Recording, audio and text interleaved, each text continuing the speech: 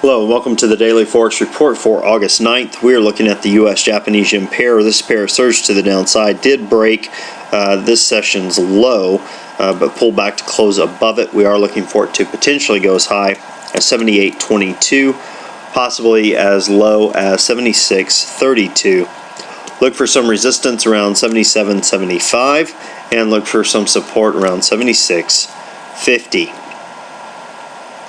Alright, now let's take a look at the Euro-USD pair. This pair closed much higher, had a very strong range as we've had the past three sessions before this one. Did create an inside bar, so we'll be looking for the breakout. Look for it to potentially go as high as 145.69, possibly as low as 140.65. Look for some resistance around 144.25 and look for some support around 141.50. Now the pound US dollar pair, this pair closed down, had a very large range compared to the open to close.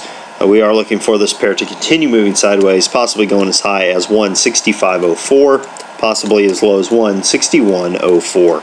Look for some resistance around 16400 and look for some support to the downside around 162.25. Now the US Swiss, this pair dropped over 500 pips today, did pull back a little bit prior to the close, had an extremely large range. We are looking for it to continue to the downside. However, possibly moving on up to resistance if it moves higher, up to 0.7475, possibly hitting support around 0.7050. Alright, now as far as news announcements go, we have tomorrow, we have the German CPI being released at 2 a.m. Eastern Time for July. Consensus on that is that it's held at 2.4%. We also have at 5:30 a.m. Eastern Time the Bank of England releasing their inflation report. No previous and no forecast on that. And we have a little bit later in the day, we have the Australian employment change being released. That's being released at 9:30 p.m. Eastern Time. Consensus on that is that employment's at 23.4K. Unemployment rate is at no consensus given. Previous was at 4.9%. So definitely something to keep an eye on. All right, what am I looking for during this next session? Well, we have the Euro-USD pair surging to the upside.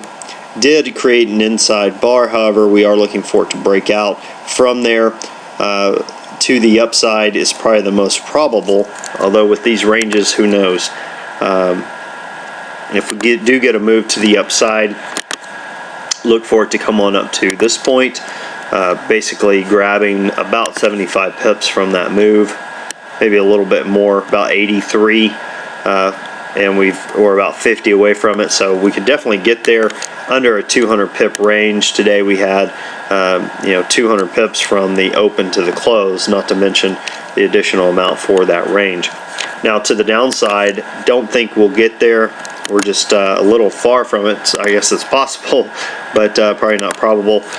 So looking to short around the 141.27 mark right here, and then looking to exit 40 pips below that, down around the 140.88 mark. Do be aware that we are going through a 0-0 level. That would be the 14100 mark is in here, and a lot of times you will find, the market will find support or resistance, in this case support at that level, so you need to be aware of that. Well, that about wraps us up for today. Until next time, this is Jason Fielder. Good trading.